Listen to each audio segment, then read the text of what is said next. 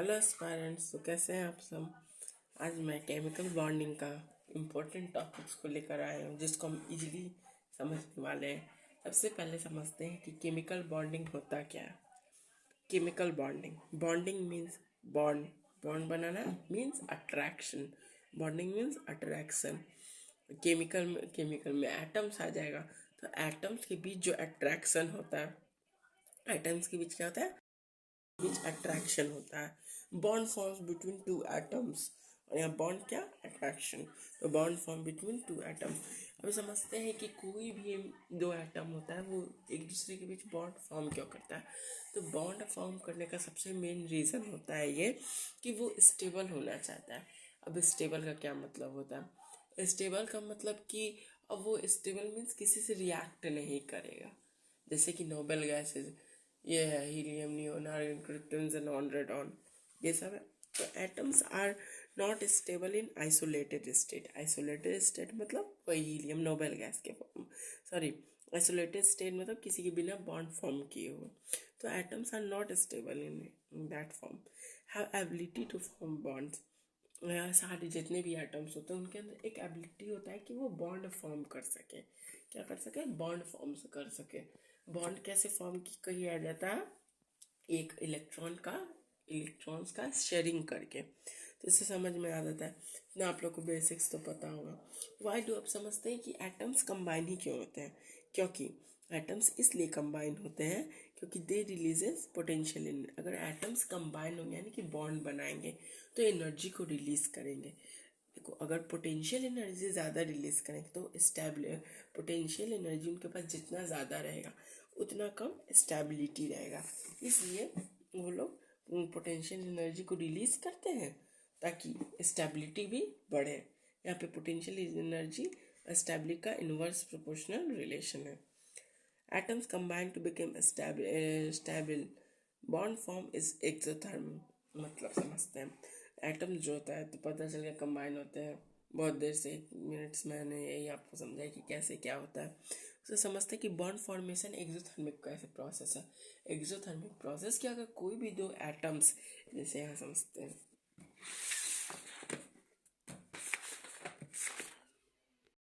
समझते हैं कि एटम ए है, एटम बी है। ये दोनों एटम है जैसे दूर है, तो ये बॉन्ड बनाने के लिए एक दूसरे के पास आएंगे। जैसे ही ये पास आएंगे या जैसे बॉन्ड बना लिया इन्होंने, तो इन्हें एनर्जी हमेशा रिलीज करना पड़ेगा। एक्सोथर्मिक हमेशा प्रोसेस होता है, तो ये एनर्जी रिलीज करेंगे तभी ये आके बॉन्ड बना सकते हैं। और जितना जल्दी ज़्यादा ये एनर्जी रिलीज करेंगे उतने ज़्यादा स्टेबल होंगे। तो इससे हम लोग समझे। और ये ग्राफ होता है टाइप का, एनसीईआरटी और बुक में है। तो सबसे important, bond formation is always an exothermic process. हम लोग ने इसको डिस्कस कर लिया। उसके बाद ये था फॉर्मूला कि जैसे मॉलिक्यूल होता है तो वो एक ग्राफ के थ्रू वो समझते हैं। तो हम जब एनसीईआरटी डिस्कस करें तब समझेंगे। उसके बाद समझते हैं ऑक्टेट थ्योरी क्या होता है। ऑक्टेट थ्योरी को जो था उन्होंने कॉसेल एंड लेविस ने दिया था। ऑक्टेट थ्योरी क्या बताता है। ऑक्टेट, बहुत लोग बोलते हैं कि ऑक्टेट थ्योरी ये नहीं पढ़ना चाहिए, मतलब क्यों पढ़ाया जाता है, फेल हो जाता है तो। लेकिन ऑक्टेट थ्योरी से हम लोग को बहुत चीज़ों का कॉन्सेप्ट मिलता है। जैसे फॉर्मल चार्ज का हमको कॉन्सेप्ट मिला, हाइब्रिडाइजेशन का कॉन्सेप्ट मिला। तो ये octet theory is very important, Kossel and Lewis ने दिया था। ऑक्टेट थ्योरी समझने का सबसे सिंपल ये है कि जैसे atoms combine to complete their respective octet, means जो भी एटम्स होते हैं वो कंबाइन करते हैं यानी कि बॉन्ड का फॉर्मेशन करते हैं। किस लिए बॉन्ड का फॉर्मेशन करते हैं, ताकि वो स्टेबल हो सके। ऑक्टेट रूल यानी कि 8 इलेक्ट्रॉन उनके वैलेंस शेल में, जो उनका आउटर मोस्ट शेल होता है उसमें वो वैलेंस शेल में 8 इलेक्ट्रॉन्स को फिलफिल कर सके, लाइक अ नोबेल गैस है जैसे helium, neon, argon, krypton, xenon. इन सबको आपको अच्छे से लर्न करना है। पीरियोडिक क्लासिफिकेशन, केमिकल बॉन्डिंग के पहले पीरियोडिक क्लासिफिकेशन पढ़ना इंपॉर्टेंट है। और आप वो पढ़ लीजिएगा तो इससे ज़्यादा इजी हो जाएगा पढ़ने समझने में। उसके ऑक्टेट रूल जैसे CH4 NaCl, तो इसका जैसे एग्जांपल्स दिया है कि जैसे कि देखो Na+Cl- कॉन्फ़िगरेशन इसके में वैलेंस शेल में एक ही इलेक्ट्रॉन ये लूज कर देता है Na+ और Cl- गेन कर लेता है। तो दैट्स वाई ये नॉन मेटल हो जाएगा, ये मेटल हो जाएगा। इलेक्ट्रॉन का सिर्फ लेन देन, इस एकदम सिंपल कॉन्सेप्ट। उसके बाद पढ़ते हैं कि exception of octet rule. Exception मतलब क्या है ऑक्टेट रूल में? ऑक्टेट रूल में पहला, electron efficient deficient and hypovalent species. Electron deficient या हाइपोवैलेंट स्पीशीज का क्या मतलब होता है? जिसके पास इलेक्ट्रॉन की कमी होती है, मतलब जिसके पास इलेक्ट्रॉन की कमी होती है। और वो क्या एक्सेप्ट करेगा? लोन पेयर एक्सेप्ट करेगा। लोन पेयर मतलब पेयर्ड फॉर्म ऑफ इलेक्ट्रॉन्स। क्या रहेगा? Paired form of electron. जैसे दो ठो रहेगा, इसको जैसे डिनोट करने का बताते हैं, किधर है? जैसे यहाँ पे हम ऐसे डिनोट कर सकते हैं, जैसे ये वो क्या कहते हैं? Formal lone pair. इसको इस तरह से डिनोट करते हैं। इलेक्ट्रॉन डेफिशिएंट में most important examples BeCl2, BCl3। जैसे कि यहाँ पे BeCl ये कैसे क्या है? ये तो देखो 12 फोर ही इलेक्ट्रॉन कर पाया, तो इसको इलेक्ट्रॉन और चाहिए, दैट्स वाई इसको क्या कहेंगे? हाइपोवैलेंट। यहाँ पे जैसे BCl3 6 इलेक्ट्रॉन सिर्फ है, लेकिन इसको 8 इलेक्ट्रॉन चाहिए। कितना चाहिए? 8 इलेक्ट्रॉन। इसलिए इसको क्या कहेंगे? Electron deficient. लुईस सिंबल होता है। Lithium, beryllium, boron, carbon, nitrogen, oxygen, fluorine, neon. तो लिथियम 1 2 इस टाइप के इलेक्ट्रॉन्स, यानी कि वैलेंस शेल में कितने इलेक्ट्रॉन्स होते हैं वो डिनोट होता है। ग्रुप्स के सब एलिमेंट शो सिमिलैरिटीज। अब ये समझने से पहले इसके बारे में समझते हैं कि अब जैसे वैलेंस शेल है, हम लोग को समझना है कि जैसे मान लो एग्जांपल लेते हैं, जैसे ग्रुप 4 में क्या होता है? ये कार्बन, सिलिकॉन, जर्मेनियम और टिन, लीड, फिर फ्लोरियम, ठीक है, ये सब होता है। तो कार्बन के में वैलेंस शेल में कितना इलेक्ट्रॉन होता है? 4। उसी टाइप से कार्बन यानी कि ग्रुप 4 में जितने भी एलिमेंट्स हैं, जैसे कि अभी बताया सिलिकॉन, जर्मेनियम, ये सारे जो ग्रुप 4 के एलिमेंट्स हैं, उन सबके भी वैलेंस शेल में सेम इलेक्ट्रॉन्स रहेंगे, जो कि कार्बन का होगा। और ये कितना ग्रुप में आता है? ग्रुप नंबर 14, यानी कि 4 उसका से। तो वही यहाँ पे समझाना चाह रहे हैं कि ग्रुप्स के सब एलिमेंट शोज सिमिलैरिटीज। क्या ग्रुप्स के हम लोग कहते हैं कि सिमिलैरिटीज शो करते हैं सारे एलिमेंट्स, क्योंकि उनके वैलेंस शेल में same number of electrons present रहता है। नोट, ये बहुत इंपॉर्टेंट पॉइंट है, इससे बहुत बार क्वेश्चन आया। आज मैं आपको सारे इंपॉर्टेंट पॉइंट्स क्लियर करवा रहा हूँ कि अगर ये सब पढ़ लोगे अच्छे से तो एकदम क्लियर हो जाएगा। Note, all the hypovalent species are Lewis acid. Lewis acid का सबसे सिंपल मतलब है क्या? कि वो एक्सेप्ट कर ले। लोन पेयर क्या करे? एक्सेप्ट कर ले। हाइपोवैलेंट स्पीशीज आर लुईस एसिड, यानी कि इलेक्ट्रॉन, लुईस एसिड का मतलब क्या होता है? इलेक्ट्रॉन पेयर एक्सेप्ट है। मतलब वो सिंपल सा यही कहना चाहिए कि जो भी हाइपोवैलेंट स्पीशीज होते हैं वो लुईस एसिड होते हैं। चलिए, इसका सेकेंड है क्या? इलेक्ट्रॉन रिच स्पीशीज, और we can say it hypervalent species. PCl5, SF6, IF7, ये सारे एग्जाम्पल्स है, तो आप इसको अच्छे से याद कर लेना। उसके बाद क्या सबसे important, hypervalent species are not necessarily living space. अब हम लोग ऐसा समझ लेते हैं कि अगर ये इलेक्ट्रॉन डेफिशिएंट जो होते हैं, जिसको हम लोग हाइपोवैलेंट कहते हैं, all the hypovalents are Lewis acids, तो हम ये भी समझ जाते हैं, बहुत बच्चे गलती करते कि हाइपरवैलेंट जो होता है, हाइपरवैलेंट species, they are also all the hypervalent species are Lewis acid, Lewis base. बस बट ऐसा नहीं होता है, बिल्कुल नहीं होता है। हाइपरवैलेंट स्पीशीज हो भी सकते हैं लुईस बेस, और नहीं भी हो सकता है।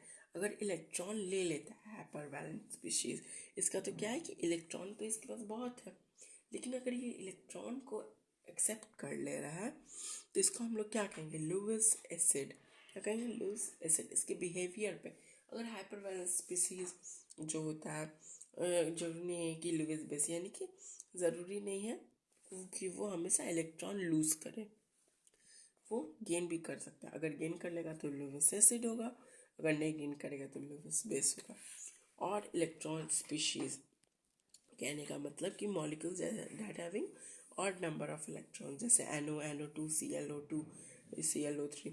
इसे समझने का मतलब नाइट्रोजन में कितना इलेक्ट्रॉन होता है? 7 इलेक्ट्रॉन होता है, नंबर ऑफ ऑड, और ऑक्सीजन में 8।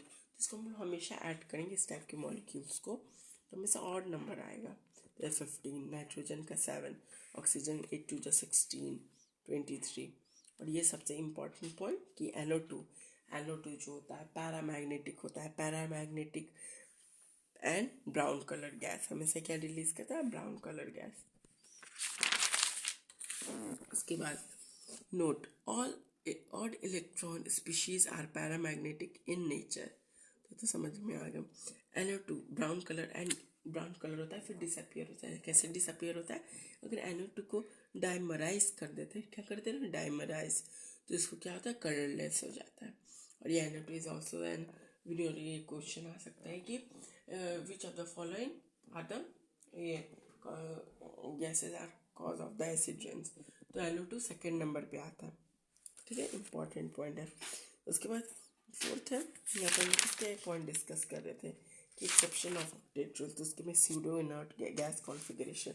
Pseudo inert gas configuration, pseudo means false.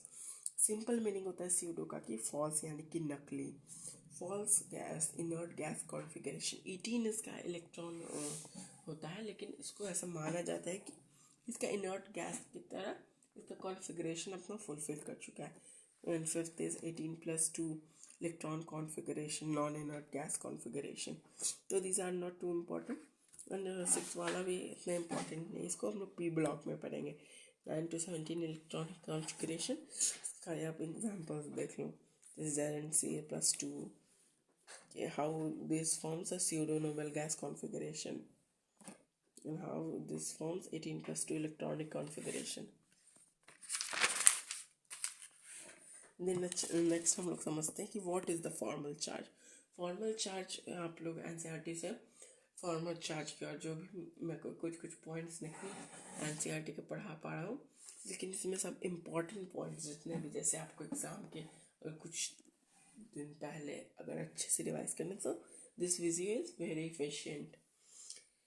सो किसी भी स्पीसीज में एटम पर कितना चार्ज प्रेजेंट होता है, कोई भी स्पीशीज़ है उस पर कितना चार्ज प्रेजेंट होता है, उसको क्या कहते हैं, फॉर्मल चार्ज। क्या कहेंगे, फॉर्मल, सिंपल आंसर, किसी भी स्पीशीज़ पे कितना चार्ज प्रेजेंट होता है। इसका नॉर्मल तो फॉर्मूला ये होता है कि valence electron minus number of bond minus unsaid electron, लेकिन इसको आपको हम ट्रिक बताते हैं।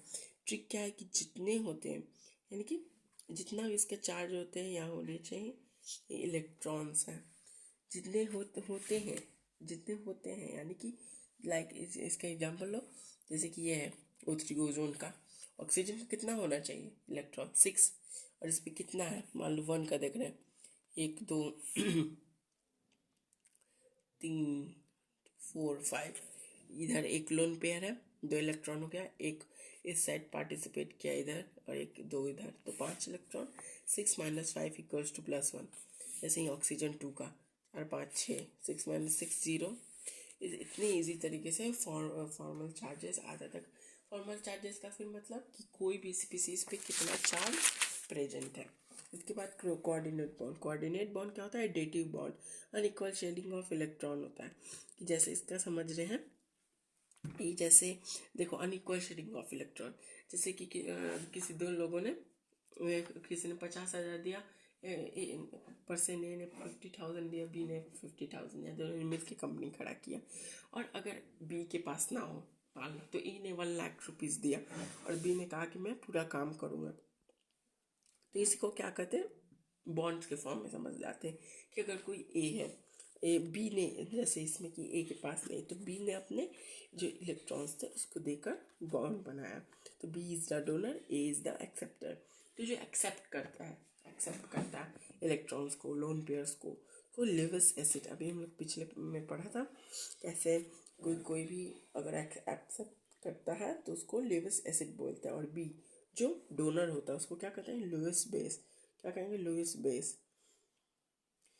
और ये हमेशा लुईस एसिड का दो पहचानने का तरीका है कि इसमें हमेशा वैकेंट ऑर्बिटल रहेगा और tendency to accept electron pair, हमेशा वैकेंट ऑर्बिटल रहेगा, यानी कि खाली अगर हम इलेक्ट्रॉनिक कॉन्फ़िगरेशन बनाते हैं तो उसमें चेक कर लेते हैं कि कैसे रहेगा वैकेंट ऑर्बिटल। इसका एग्जांपल है BF3, BCl3, BeCl2, BCl5। फिर से एक बार रिवाइज करते हैं इसको, 5 टाइम्स रिवाइज करते हैं।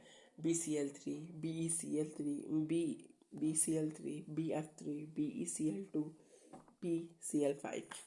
उसके बाद अब दूसरा ल्यूविस बेस के बारे में कि इसके अंदर मतलब ये हमेशा इसके पास लोन पेयर इलेक्ट्रॉन पेयर तो प्रेजेंट रहेगा। Tendency to donate electron pair, हमेशा टेंडेंसी रहेगा कि इलेक्ट्रॉन पेयर को डोनेट करें।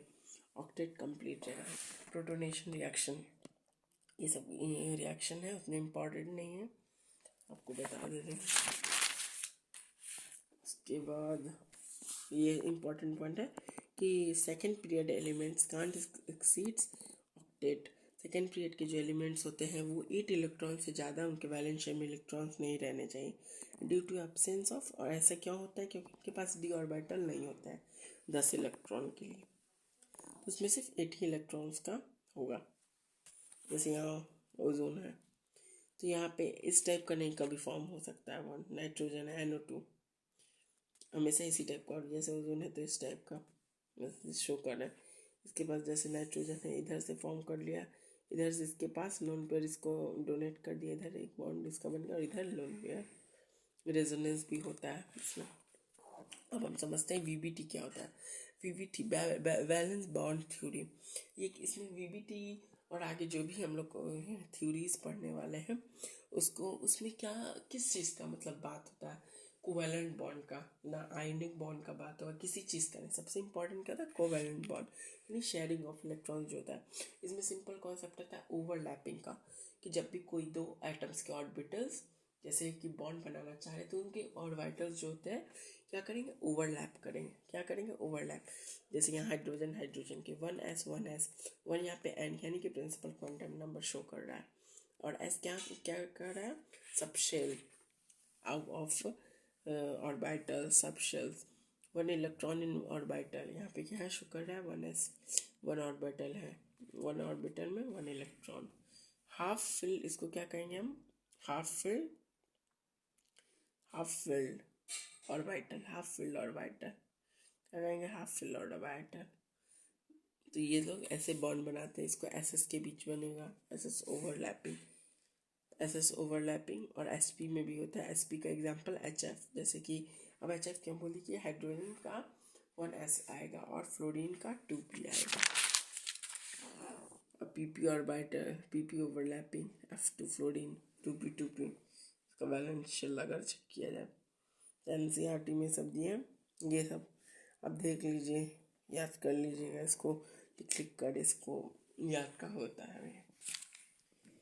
अब इसके नेक्स्ट जो भी बॉन्ड थ्योरीज हैं उसको हम लोग नेक्स्ट वीडियो में पढ़ेंगे। तब तक के लिए थैंक यू, पढ़ते रहिए, अच्छे से रहिए।